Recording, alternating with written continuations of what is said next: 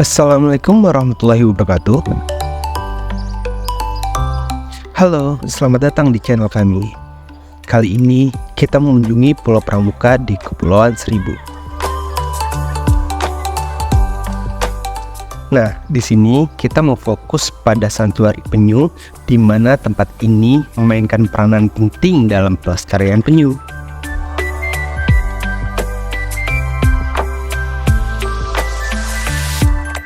Pusat Santuari Penyu terletak di Pulau Pramuka, yang juga merupakan pusat administrasi dan pemerintahan Kabupaten Administrasi Kepulauan Seribu.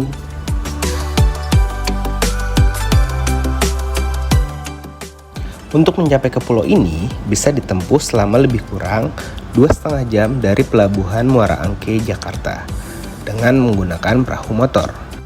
Atau kalian juga bisa naik dari Marina Ancol, ditempuh selama kurang lebih 1,5 jam sampai 2 jam dengan perahu cepat. Tapi tergantung kondisi cuaca dan kecepatan kapalnya ya.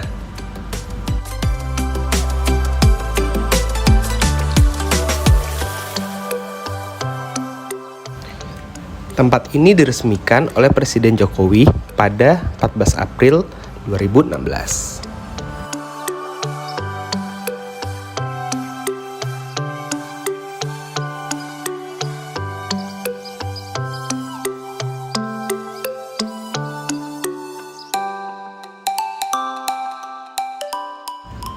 Pusat Santuari merupakan pusat penyelamat penyu.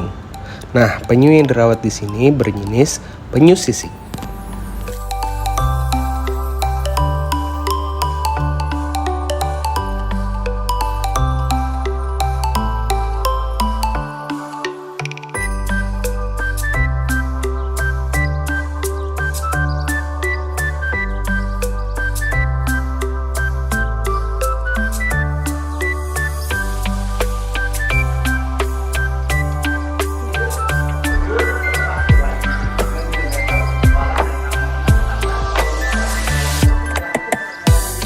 Para pengunjung yang datang dapat menyaksikan secara langsung bagaimana penyu-penyu menjalani perawatan sebelum akhirnya dilepas ke habitat aslinya.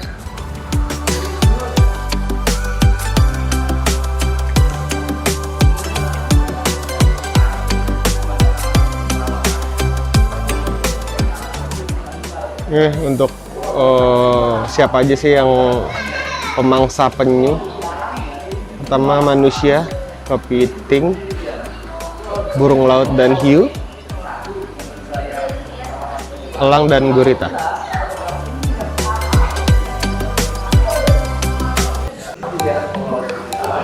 Nah, ini penyu-penyu yang baru menetas. Ya. Gimana caranya kita untuk melestarikan mitosnya itu apa namanya, ada yang bilang telurnya itu adalah sebagai sumber nutrisi kita ataupun obat kuat kita. Pengunjung juga bisa mendapatkan penjelasan dari pengelola Pusat Santuari Penyu juga loh. Nah, di sini ada Mas Julian yang akan menjelaskan tentang tempat ini.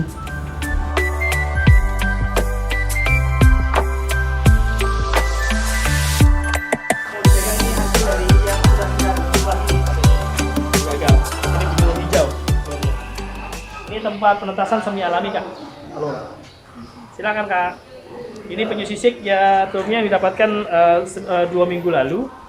Ini masih dalam kondisi basah dan ini belum pada waktunya menetas. Dan telurnya ada di dalam ya? Di dalam, Kak. Kurang lebih 157 ekor. 157 butir. Kalau ini udah menetas nih.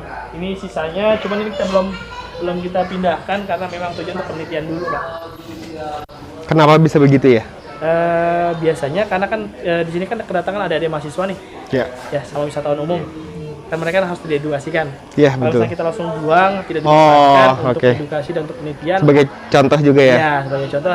Jadi kayak tidak sampaikan ilmu ataupun informasi yang kita dapatkan. Ya. Ini berarti yang udah menetas ada di sana? Ini penyu hijau ada di sana. Di sini pun ada, Kak, yang untuk kicknya. Gitu. Jadi kalau ini yang belum menetas Kak. Ini belum Iya, menetas. ini baru kurang lebih baru 14 hari. Sedangkan dia kalau untuk menetas itu minimal sekitar 66 hari. Atau kalau dari 66. tesisnya 7 sampai 12 minggu. Jadi yang menetaskan yang di sana. Yang sudah menetas di sana, tidak menetaskan, tapi yang sudah menetas dari sini dipelihara di sana. Dipelihara di sana. Kita di sini menetaskan nggak diremin nggak, begini aja udah. Oh, oke. Tadi kalau misalnya dalam kondisi lembab kita jemur sejam 2 jam. Dari sana yang udah dewasa, terus Nggak pernah ada yang dewasa, yang ada yang umur 7 bulan, 7 tahun sampai 9 tahun itu dari serah terima dari Balai Besar DKI itu diambil dari wadah dari sana untuk dilepasliarkan lagi nantinya. Tapi sekarang ini diadaptasikan dulu ke lingkungan asli seperti makanannya, karena kan kita kan mendapatkan drop informasi kepada orang yang bersangkutan. Ini umurnya sekian, dikasih makannya ini. Nah kita mau balik lagi ke insting aslinya. Sehingga dikasih makannya ikan, dikasih makannya alga, dikasih makannya ubur-ubur. Kalau udah baik, ini kan ada satu ekor yang masih kondisi kurang baik karena masih di luar korengan ya, belum benar kering. Kalau misalnya udah kering nanti kita serang lepas liarkan kembali. ngelepasinnya di mana biasanya? Ngelepasinnya? Lepas liarkan kita di potensi penyu itu bisa balik lagi kalau misalnya betina. Kalau misalnya jantan kita lepas liarkan di pantai yang sepi, biasanya menjelang malam hari Kak. Menjelang Malam hari. Kalau malam hari itu aktivitas predator sudah sangat sedikit. Manusia juga sangat sedikit. Iya, Sehingga untuk potensi hidupnya agak jauh lebih tinggi. Itu metodenya. Biasanya berapa ekor kalau dilepaskan? Lepas liarkan kalau untuk dewasa itu situasional aja, dari sini misalnya 2-4 ekor kita lepas liarkan semua. Ini yang masih dewasa yang 7 sama 9 tahun itu 2 ekor saja. Kita untuk lepas liarkan nggak tahu kapan nanti BAP-nya kita buatkan. Sedangkan untuk yang 2 tahun ini untuk edukasi Kak, 7 ekor. Yang sampai sekarang sini kita memang eksistensi untuk dilepas liarkan cepat itu biasanya yang tuki. Yang tuki itu setiap sarang, satu sarang, misalkan satu sarang 1 ekor, dapat kita lepaskan 1 ekor. Nah, untuk telurnya sendiri didapat dari mana? Kalau untuk telurnya sendiri, untuk tahun ini kita berbicara ya, tahun ini kita dapatkan untuk sarang yang ini di kolam labu sebelah selatannya Pulau Pramuka atau sebelah timur Pulau Pramuka. Sedangkan untuk penyu hijau ini di Pulau Semak Daun. Ya, Pulau Semak Daun. Saya memberikan informasi, welcome, nggak masalah kan? Karena saya berikan informasi seperti ini pun, kalau ada orang yang melihat menonton pun dia kan tidak tahu karena kondisi fisikly dari si pasir itu tidak akan orang memahami itu ada telurnya atau tidak gitu. Iya. Sering terjadi bahkan orang camping bikin apa namanya di atas api unggun, bahkan di bawahnya. Iya di bawahnya. Si api unggun. Sering terjadi seperti itu. Jadi kalau saya memberikan informasi universal, saya kasihkan informasinya. Sedangkan tahun 2021 tahun lalu kita mendapatkan kurang lebih sekitar 12 sarang. 11 sarang berhasil ditetaskan dengan SR 70% atau 60%, sedangkan kalau untuk 1 sarang itu gagal karena lembab kondisinya waktu didapatkan. Terus yang didapatkan di mana saja? Ada di Pulau Pramuka sekitar 5 sarang, di Pulau Karya 1 sarang, di Pulau Air 2 sarang, sisanya ada di Semak Daun dan Pulau Karangcongkak. Waktu kalau dibandingkan dengan pelepas liaran kita tahun 2020 hanya sekitar 1.300, tahun 2021 1.800. Setiap tahunnya meningkat. Tapi kalau dibandingkan tahun 2017 dengan tahun 2018, 2019 itu lebih rendah. Oh, menurun ya. 2017 itu kurang lebih sekitar 2.300 ekor. Tentunya jumlah kita di sini jauh lebih rendah ketimbang zonasi yang lainnya. Di SPT di Taman Nasional Seribu itu ada 3 seksi wilayah pengelolaan. Ada SPT wilayah 1, 2, 2, 3. Kita di wilayah 3 dengan teritorial pulau lebih sedikit dan cenderungnya penurunan juga lebih sedikit. Sedangkan kalau untuk di seksi wilayah 1 dan 2 itu cenderung lebih tinggi. Bahkan kalau kita cuma sampai ribuan, kalau mereka sudah sampai 10 ribuan. 20 ribuan. Sekali mendapatkan telur gitu. Kalau kita masih di angka di bawah 5.000 lah. Intinya seperti itu. Tapi kalau mereka itu di angka minimal 10.000, 15.000 gitu. Terus dengan adanya penangkaran ini, peningkatannya di situ kita tidak ada penangkaran. Untuk penyu itu di UXN 1, Appendix Hygiene Center 1 tidak berubah kedudukannya dan tidak bisa dimanfaatkan secara langsung. Makanya sekarang itu kata-kata penangkaran hanya difungsikan dengan UXN 2 dan 3. Itu dengan kategori bisa dimanfaatkan secara langsung dengan izinnya adalah adopsi. Sedangkan kalau penyu ini, semua jenis penyu itu adalah hewan yang dilindungi, tidak bisa dimanfaatkan secara langsung. Makanya dia masih Appendix Hygiene 1 atau UXN 1. Jadi dilindungi Undang-Undang Nomor 5 Tahun 90, PP Nomor 7 Tahun 99, tidak bisa dimanfaatkan secara langsung. Kalau misalnya dimanfaatkan secara langsung, karena pidananya 5 tahun dan dendanya 50 juta per ekor. 50 juta per ekor tuh. Gitu ya. Nah, lainnya adalah disebutnya adalah penangkaran untuk konservasi, tepatnya seperti itu. Karena udah penangkaran, itu sudah ada komersil di situ. Walaupun uangnya tidak pribadi diberikan ke negara, tapi sifatnya komersil. Walaupun dibungkusnya ke pajak, tapi bisa dimanfaatkan dengan diadopsi, dengan dipelihara di rumah, ya kan, secara personal. Sedangkan kalau misalkan konservasi berbicara penangkaran tidak bisa, pelestarian tidak bisa dimanfaatkan secara langsung. Itu perbedaannya ya. Itu yang saya harus patahkan dari kata-kata penangkaran dan penangkaran itu kan jatuhnya nanti buat pribadi. Pribadi. Ya. Tapi kalau contohnya misalnya gini, jalak Bali, burung jalak Bali itu kan awalnya kan Epidemic Agent Status 1. Karena bisa dibudidayakan, bisa dipelihara, bisa dikembangbiakan, sehingga F2 dan F3-nya bisa dimanfaatkan untuk dipelihara dengan perjanjian khusus atau perjanjian khusus ataupun izin lainnya gitu. Sedangkan kalau penyu ini untuk kawinnya susah, untuk kawinnya saja nih Kak, ya dia harus memiliki insting yang klek banget sama pasangannya. Walaupun kategorinya si penyu ini dia poliandri, satu betina bisa dibuahi 4 sampai 5 jantan. Tapi dia untuk kawin tuh harus punya klik sendiri, hormonnya harus pas, umurnya harus maksimal. Untuk kawin juga dia harus berkoloni. Makanya kalau dijodoh-jodohkan tidak bisa. Bahkan Badan Dunia pun yang mengawasi dunia tidak mampu untuk membudidayakan penyu gitu loh. Seperti itu ya. Jadi makanya sampai sekarang kedudukan tidak berubah karena memang dia tidak bisa ditangkarkan, tapi dia bisanya dilestarikan gitu. Dengan cara apa ya? Dengan cara seperti ini.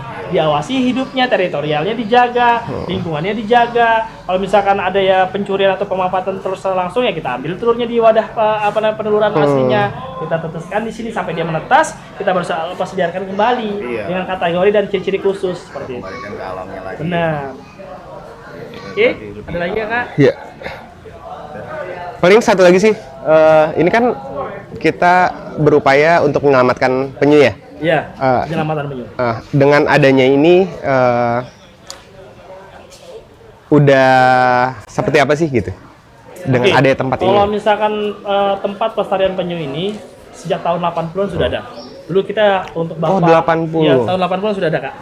Tahun 80-an sudah ada, itu gembar-gembarnya itu orang masyarakat di sekitar Pulau Seribu ataupun masyarakat Jakarta masih sering tuh menjual belikan penyu untuk dikomersilkan, untuk dijual belikan, ya. Baik penyu, dagingnya maupun penyunya gitu. Ada yang dibuat pajangan dan lain-lainnya seperti itu. Nah, waktu itu ada bapak angkat ya, saya bilang bapak angkat itu namanya dari perusahaan Jepang Corporation, jadi bekerja sama. Kalau misalnya sekarang mungkin bisa disebut dengan Kapija, jadi kerjasama Jepang Indonesia, ya. Terus turun lagi, sekarang itu dibiayain oleh Daihatsu, Jepang juga yang biayai seperti pembangunan ini dari Daihatsu semuanya. Ini dari Daihatsu. Ya, dari Daihatsu. Itu sah-sah saja CSR untuk yang istilahnya bapak angkat yang mau memfasilitasi seperti itu. Makanya sangat terbantu. Karena kalau dari kita pun mungkin bisa, tapi nggak maksimal seperti ini. Nah, sejak dari situ tahun 80-an berorasi atau bersosialisasi kepada masyarakat. Nah, kita menjual edukasinya kepada anak-anak pulau, kepada lingkungan sekitar, kepada masyarakat, kepada sekolah-sekolah. Tercapailah pada tahun 2000-an. Orang sadar ada penyunya di alam ini, apalagi sekarang wisatawan itu ketika datang ke sini, Pak, tempat pelestarian penyu di mana? Saya pengen melihat. Mereka datang ke sini lebih banyak dan bisa dibandingkan dengan pulau-pulau lainnya lebih tinggi di potensi tempat konservasi penyu yang berkunjung untuk belajar, untuk mengedukasikan gitu kan. Sehingga yang secara langsung penyu ini tidak ada manfaatnya di alam, tapi secara tidak langsung banyak manfaatnya di lingkungan dan di alam. Kalau misalnya secara langsung dimanfaatkan, kalau dikonsumsi kena pidana, ya kan? Terus juga terkena kolesterol, karena kolesterol pada telur penyu itu 12 kali lipat telur ayam. Walaupun orang mengkaitkan hormonnya bisa memicu hormon lebih tinggi, bisa memperbaiki imun kita, karena memang proteinnya dan asam folatnya juga tinggi. Tapi masa kita melihat dua keuntungan rugi di satu penyakit yang bisa kita terima. Terus secara tidak langsung apa manfaatnya banyak. Pertama, hewan ini sebagai pemikat dan tarik wisatawan, sehingga wisatawan bisa datang ke sini. Yang diuntungkan adalah masyarakat sekitar yang berjualan, yang memiliki travel, yang memiliki kapal dan lain-lainnya. Pemasukan juga ada, PNBP juga masuk. Terus pajak juga ada ya kan gitu, bisa dihasilkan. Terus dia sebagai hewan yang care banget di ekosistem terumbu karang dan lamun, sehingga kalau misalnya karangnya baik, lamunnya baik, terjaga oleh si penyu ini, ikannya semakin tinggi, semakin baik. Terus yang diuntungkan siapa lagi? Manusia sekitar, masyarakat sekitar. Si nelayan cari ikan nggak jauh-jauh, karangnya juga semakin baik, keindahan juga semakin tinggi, potensi untuk wisata juga, orang snorkeling juga semakin banyak yang bisa dijelajahi. Yang ketiga, sebagai indikator perairan. Kalau misalkan perairannya sudah baik, orang juga mau datang ke sini. Kalau maaf ya, Teluk Jakarta kita lihat udah coklat. Kalau kesini kita lihat kan karang masih terlihat langsung, ikan masih terlihat langsung. Itulah contoh-contoh kecilnya. Jadi yang dilindungi adalah lagi-lagi masyarakat sekitar ataupun orang secara umum seperti itu. Adik-adik yang belajar dari Jakarta, dari Kalimantan, dari Madura atau dari manapun, dari Bali atau dari manapun, mereka teredukasi, bisa mendapatkan ilmu, gitu loh. Jadi keuntungannya seperti itu, Kak. Ya, nah secara langsung sedikit banget keuntungannya. Nah, untuk sejak kita balik lagi, sejak dari tahun 2000-an itu masyarakat sudah sangat sadar adanya penyu di sekitar, makanya sekarang tidak ada kakak jumpai di pinggir pantai yang menjual telur penyu atau menjual secara ilegal atau sembunyi-sembunyi, tidak ada. Karena kalau saya bercerita sejak tahun 2000-an itu masyarakat sekarang menyerah terimakan ke kita, dapat telur penyu lagi baru bertelur tuh langsung diambil telurnya, diserah terimakan ke kita, walaupun tanda kutip ada kompensasi penggantian uang solar lah, tapi setidaknya mereka dengan care seperti itu, walaupun ada lebih uang, tapi bahasanya lebih balance lah gitu ya, dengan dia memanfaatkan langsung atau menjual belikan ke orang yang tidak bertanggung jawab, sehingga si penyu ini bisa punah lambat tahun gitu loh, seperti itu. Dilestarikan lagi ya. Nah, makanya ini dilestarikan lagi. Kalau masyarakat di sini, saya bilang 1% enggak, tapi 98% sudah sangat sadar. Gitu. Karena kan tidak mungkin yang ada sempurna sampai 100% gitu. Gitu. Ya. Ada lagi pertanyaan mungkin kakaknya? Oke, dari saya sih cukup banget. Terima kasih, Banget ya. Mas. Terima kasih sudah berkunjung. Selamat liburan, selamat edukasi, dan salam konservasi. Ya.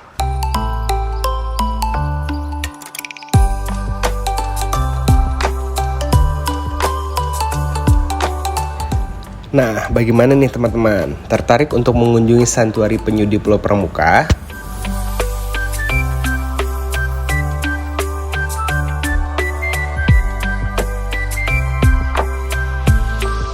Selain mendapatkan pengalaman tentang penyu, kalian juga turut berkontribusi dalam upaya pelestarian penyu.